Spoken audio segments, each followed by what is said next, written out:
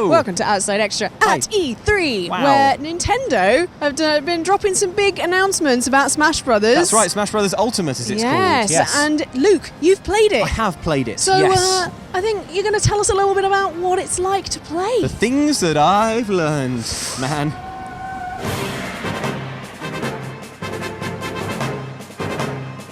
First, Ellen, I want to tell you about the new character that was announced here at E3, which is Ridley.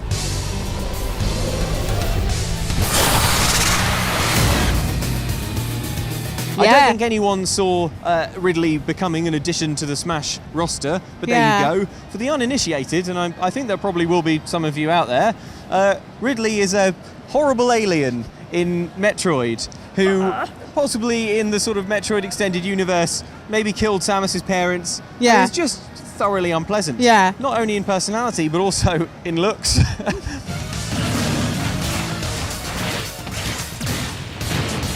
It's all like pointy and purple and weird, and it's like they added the xenomorph from Alien into Smash Brothers. Yeah, but he's like a xenomorph mixed with a pterodactyl. Yes, I think it injects some much needed darkness into Smash Brothers, maybe. I must say there was a bit they played after Nintendo Direct. They had some people playing the game and showed Ridley trying out moves on Mario, and it hurt me. Just Mario. I was like, Mario. Just Mario getting really hurt. So I got a chance to play as Ridley and experience what that's like.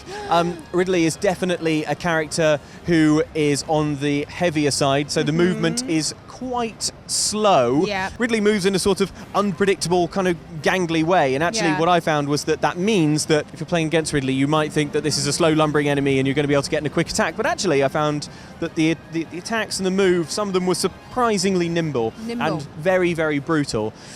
That said, it's definitely not going to be an easy win. I mean, I was playing at Nintendo's Smash Brothers Invitational here at E3. I wasn't part of the tournament, I'm nowhere near that good, but I was playing against a lot of other real hardcore Smash fans, so people who are really, really good.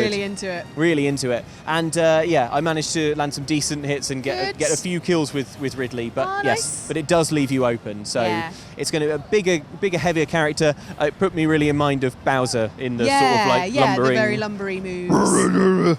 kind of way, but with more xenomorph terror.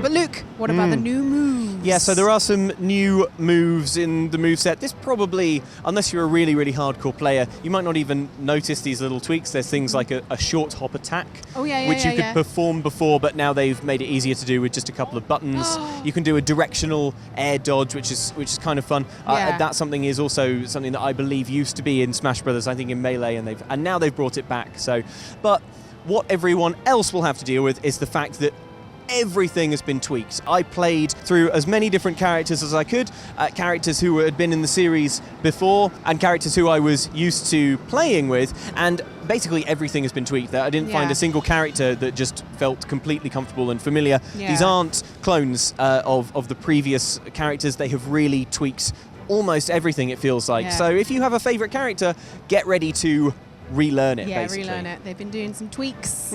Fine-tuning. Fine-tuning with a tiny spanner. A tiny spanner to Pikachu. Lift up his maintenance hatch and go...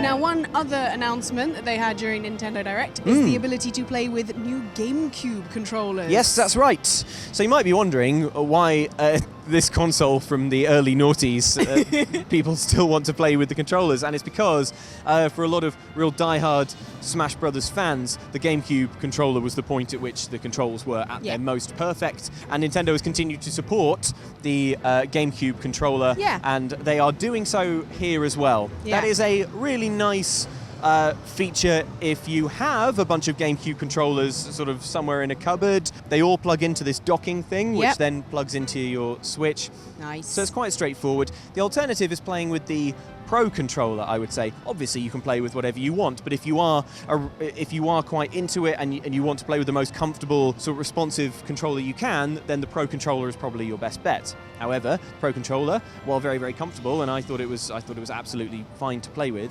it is very expensive. So actually, I can see the GameCube controller function possibly being more useful for people who just happen to have them in an attic somewhere or gathering dust, or you can pick them up on eBay, unless the Smash Brothers black market has driven the price sky high, which, now that I think about it, is definitely the case. Probably it's the probably case. Going to happen. Playing with the GameCube controllers, though, it was brilliant. I played so much Smash Brothers on the GameCube and then on the Wii with the GameCube controllers, and it just felt like getting on a bicycle, you know, like you just never forget. So that's really good news if that's how you love to smash.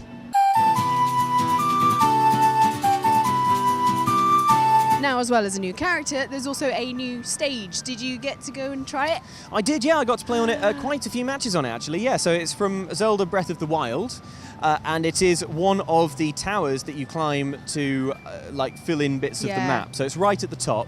Now, what that means is it's an extremely compact stage, and it's very unforgiving because there's no ground, essentially. Like, if you fall off, then you have to find your way back to the centre. Straight down to the Great Plateau and in a pancake. I really, really liked this stage. I thought it was really, really cleverly designed, even though it is quite minimalist. It's really cool. It all falls apart as you're playing, which is really fun. So it has this sort of destructible thing. To begin with, there's a little roof. It's almost like a little fancy stone pagoda thing. And I found that I was getting sort of smashed about in there, like ricocheted up and down. That was a real sort of that spot on the stage was a real cauldron of damage, and then when it fell away, things became quite a lot more open. But obviously, you're always fighting for that limited central space. So it was really cool. So Luke, as well as Ridley, which was a new announcement, we already know about the Inkling Kids. Inkling Kids! Are they fun to play? You're a kid now, you're a squid now, you're a kid, you're a squid now. Are they fun to play? Yes, really, really fun. I played as both Inkling Kids. They're not separate characters. No. It's alternate costumes, if you like. Different skins, Yeah, so you select the Inkling Kid, and then the default is the girl Inkling Kid with the cool orange calamari hair, and then you can switch between a bunch of different Inkling Kids, actually. Yeah, they are very floaty to play as. So they jump really, really high.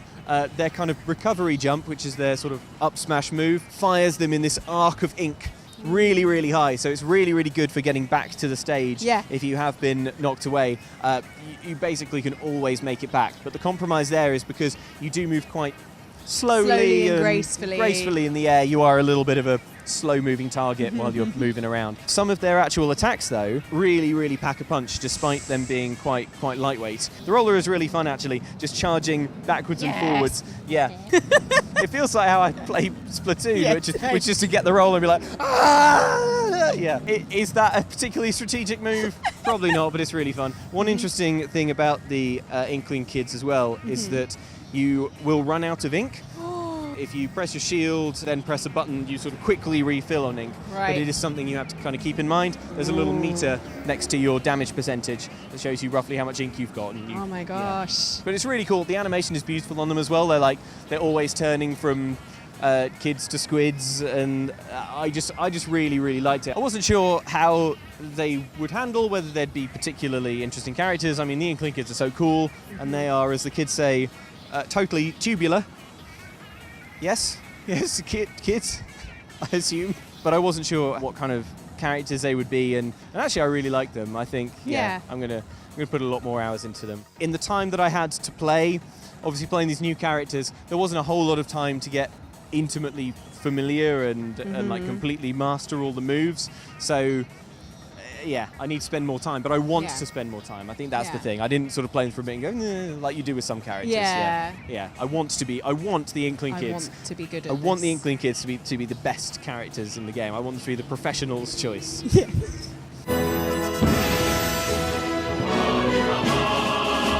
So something that's come up since Nintendo started showing this game off here at E3 and this was something that was on the Nintendo Direct and in the gameplay that I was experiencing as well, and this is a minor change, but it is quite significant, is that when you go into a match, it seems like you're going to be asked to choose the stage you play first, and then your character, whereas previously in Smash Brothers, you choose your character, and then you figure out what stage you're going to do. So the strategic tweak there is that you choose a stage and then you can choose a character that's appropriate for the stage. So if you know that there's not going to be much like landmass or something, or like, for example, that new Zelda stage, maybe if you like to play as Kirby, that would be a good time to do it, because Kirby can always like bloop, bloop, bloop, bloop, like back to where, also back to safety. I'm just ridiculously excited about Bayonetta Kirby.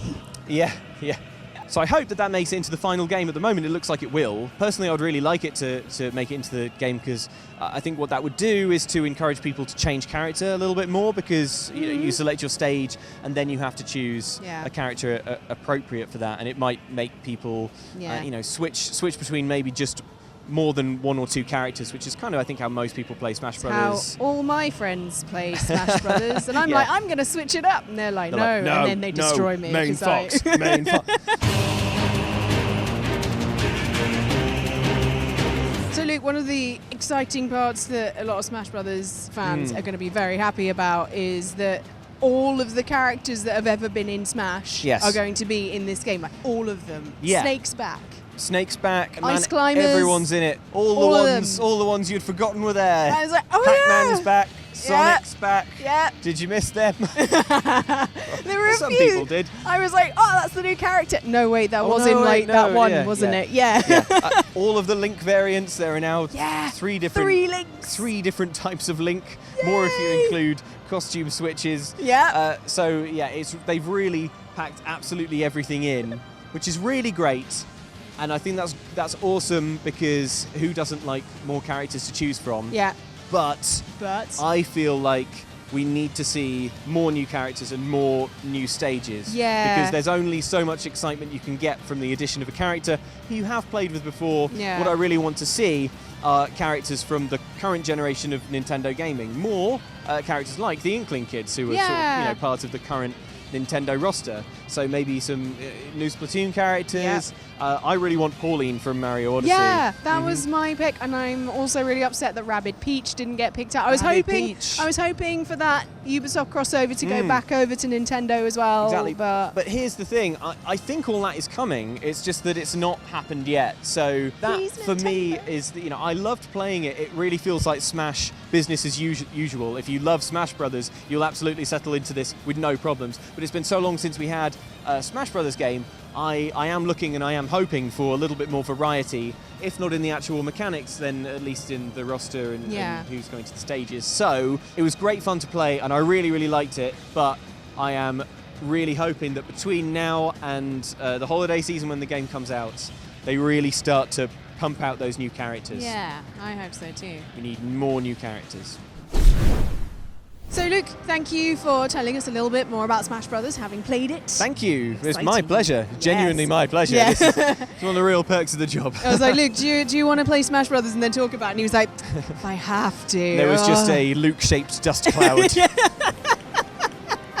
Yeah, no, it's brilliant. I don't profess to be amazing at Smash Brothers, but I've certainly played a lot of it, so I should be better, really. But yeah, no, I absolutely love it. I think Nintendo has a really good game on their hands. So I just need to see more. See more and play more. But anyway, do stay tuned for more on Smash Brothers, and do check out some of the other videos that we've been bringing out from here at E3. Let us know what you think of the Smash Brothers Ultimate. Is there something that you particularly want to see? Do you think the one Nintendo's shown off so far is good? Is it enough to get you excited, or are you hoping for a little bit more?